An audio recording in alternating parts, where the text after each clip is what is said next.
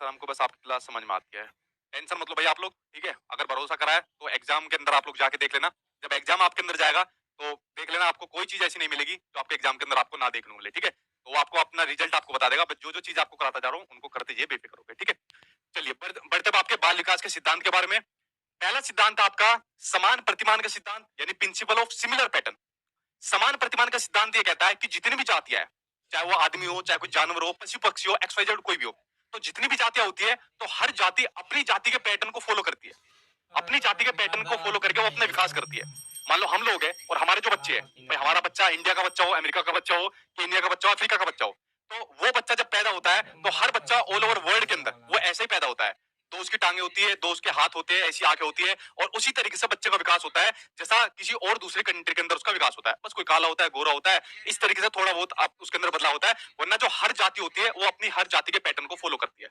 शेर का बच्चा होगा वो पूरे वर्ल्ड के अंदर उसी तरीके से होगा जैसा हर जगह देखने को मिलता है। हाथी का बच्चा होगा उतना ही बड़ा पैदा होता है जितना हर जगह वो पैदा होता है।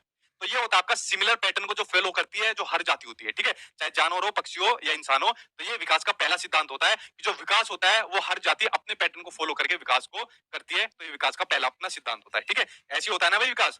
आगे बढ़ते हुए आपका अगले सिद्धांत के बारे में बात करते हैं। अगला सिद्धांत और बड़ा महत्वपूर्ण सिद्धांत जो आपके सीटेट के एग्जाम में पता नहीं पिछली बार एग्जामिनर को क्या इससे इतना प्यार हो गया, भर भर के क्वेश्चन ये वाला आपके एग्जाम में दे दिया, ठीक है? ये आपका जो विकास की दिशा का सिद्धांत होता है, ठीक है? जो विकास की दिशा का सिद्धांत होता है कि विकास क्या होता है, एक दिशा की ओर चलता है नहीं, विकास मल्टी डायरेक्शन होता है। कि विकास क्या होता है, एक दिशा की ओर नहीं चलता, विकास मल्टी डायरेक्शन होता है, अलग अलग दिशाओं में जाता है। ये बात आप लोग समझिए। तो पहला जो एग्जामिनर के अकॉर्डिंग जो आपका ऑप्शन आता है कि विकास एक दिशा की ओर जाता है, ये पॉइंट आपका गलत है। विकास मल्टी डायरेक्शन में होता है यानी अलग अलग दिशाओं की ओर जाता है। अब यहाँ पर आपको दो वर्ड याद करने बहुत जरूरी है जो आपके एग्जाम में आते हैं। इनका भाई नाम मेरे कहने से इंग्लिश में नाम याद कर लेना। हिंदी के अंदर बच्चे बहुत कंफ्यूज होते हैं। कभी आपको मस्का दोमुखी दे देगा, कभी आपको अधोमुखी दे देगा, कभी आपको दूरभिमुखी दे देगा। तो इनके नाम इंग्लिश में नाम याद करना, कंफ्यूज नहीं होगे वरना। देखिए एक तो होता है आपका सिफेलोकोडल और एक होता है आपका प्रोक्सीमोडिस्टल होता है आपका। सिफेलोकोडल होता है आपका जो विकास की दिशा का सिद्धांत होता है। सिफेलोकोडल होता है जब विकास जो होता है वो सिर से पैर की ओर चलता है।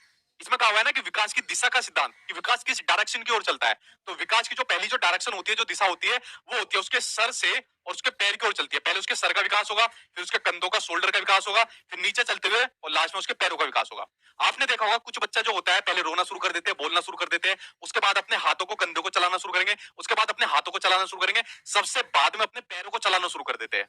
तो अगर कोई बच्चा इस तरीके से अपने विकास को कर रहा है तो समझ लो वो कौन सा है, आपका सिफेलोकोडल है। यानी विकास की दिशा का सिद्धांत उसके अंदर कौन सा है, आपका सिफेलोकोडल है। बताओ आपके अंदर कौन सा हुआ था? अब कुछ तो बता देंगे कि सर मेरे अंदर ये वाला था। अरे गधो, उस टाइम पर आपको कैसे पता होगा कि कैसे हो गया? ठीक है। दूसरा होता है आपका प्रोक्सीमोडिस्टल होता है। अगर विकास सेंटर से शुरू होकर, जो आपका सेंटर है, पीछे का जो आपका सेंटर है, मध्य का जो आपका एरिया है, अगर विकास सेंटर से शुरू होकर बाकी के आपके हिस्सों की ओर फैल रहा है तो आपका प्रोक्सीमोडिस्टल मोडिस्टल होता है। यानी मध्य से, सेंटर से शुरू होकर बाकी के हिस्सों की ओर अगर आपका विकास हो रहा है तो आपका विकास की दिशा का कौन सा सिद्धांत है, आपका प्रोक्सीमोडिस्टल है। तो ये विकास के जो डायरेक्शन के जो सिद्धांत है, दिशा के जो दो सिद्धांत है, बड़े महत्वपूर्ण आपके सिद्धांत है, ठीक है? तो बताओ कौन से सिद्धांत है? अभी भी बता दोगे कि सर ये वाला सिद्धांत है। तो इनको समझ गए आप लोग, सिफेलोकोडल को और आपके प्रोक्सीमोडिस्टल को। आगे बात करते हैं विकास के अगले सिद्धांत की बात। जो विकास होता है वो जनरल टू स्पेसिफिक होता है, यानी कि सामान्य से विशिष्ट की ओर चलता है। जो बच्चा होता है पहले सामान्य क्रियाएं करता है और फिर उसके बाद विशिष्ट क्रियाएं करता है। भाई बच्चा पहले उठना सीखता है, जैसे मैंने पीछे बताया भी, फिर बैठना सीखता है, फिर चलना सीखता है और फिर दौड़ना सीखता है।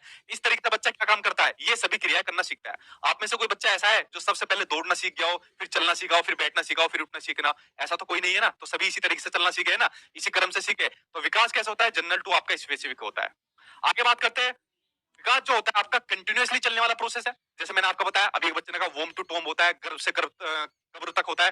बिल्कुल सही बात है। और विकास जो होता है आपका माँ के गर्भ से शुरू हो जाता है और आपका मृत्यु तक चलता रहता है, जो आपका विकास होता है। इसलिए विकास को आपका एक कंटिन्यूअसली चलने वाला आपका प्रोसेस बताया गया है, यानी कि निरंतर चलने वाला आपका प्रोसेस विकास को बताया गया है, ठीक है? आगे बढ़ते हैं विकास के बारे में। देखिए विकास का हम पूर्वानुमान लगा सकते हैं, यानी कि विकास का प्रिडिक्शन लगा सकते हैं। वो कैसे? भाई जैसे आप लोग अपने, जैसे मैंने आपको बताया, मॉक टेस्ट के ऊपर जाकर प्रैक्टिस करो। जब आप लोग मॉक टेस्ट के ऊपर प्रैक्टिस कर सकते हो तो आप अपना प्रिडिक्शन लगा सकते हो, पूर्वानुमान लगा सकते हो। यार मेरे तो इतने नंबर बैठ रहे, तो मेरा तो पास हो पाएगा या इतनी स्कोर कर पाऊंगा, 140 कर पाऊंगा। आप अपना अनुमान लगा सकते हो उसके अंदर कितना अनुमान लगाएगा। अगर मैं इसको इतना खाना पीना दे रहा हूँ, उसका शरीर इतनी ग्रोथ कर रहा है, तो इसका शारीरिक विकास कितना हुआ? तो ये बात आपको ध्यान रखनी जरूरी है कि विकास का हम प्रिडिक्शन कर सकते हैं, यानी विकास का हम पूर्वानुमान लगा सकते हैं। दूसरा पॉइंट इसके अंदर ये भी निकल कर आ रहा है कि बच्चों की जो विकास की जो दर होती है, जो डेवलपमेंट की जो रेट होती है, वो